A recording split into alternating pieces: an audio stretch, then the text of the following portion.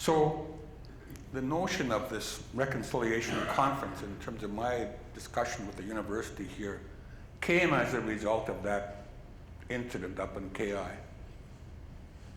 Because I was paying attention to that.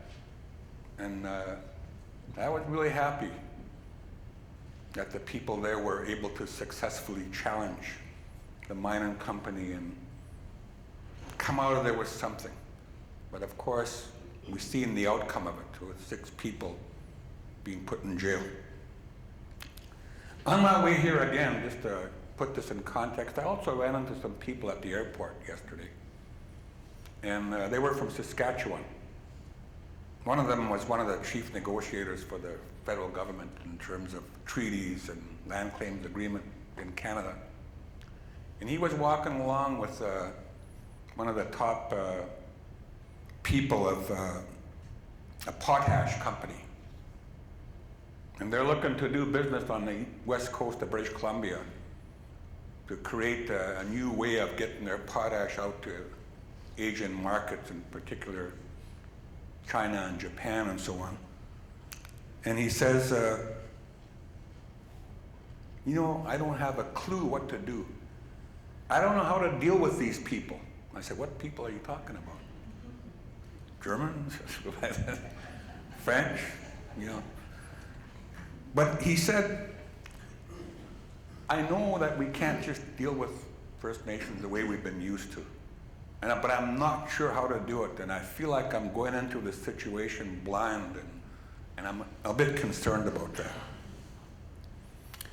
Then finally, just another example I want to throw at you so you kind of have some context, and that has to do with Enbridge, which is looking at building a major pipeline, you know, through Alberta to British Columbia, connecting to Kitimat, and then being transferred onto tankers to take it down the west coast or to wherever they need to go.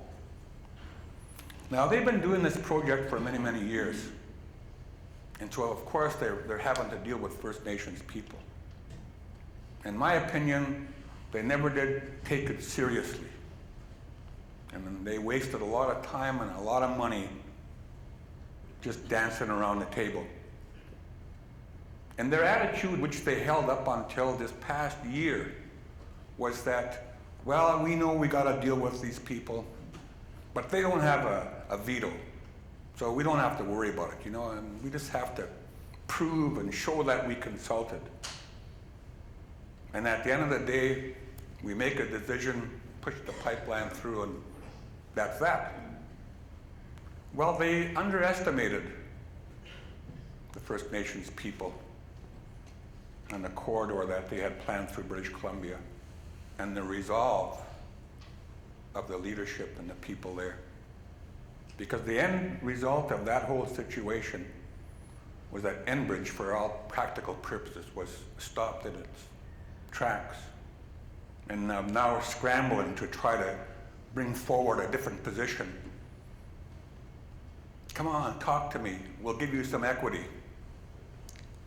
And when you deal with the people with disrespect for a long, long time, it's hard to regain it. You can't just regain it by throwing some money at it. And the people there, initial reaction was, no thank you. No thank you. We're not prepared to trade the spirit and the land for some equity in your pipeline. But it drives home a very, very important point. And that is that if you want reconciliation, you need to take it seriously.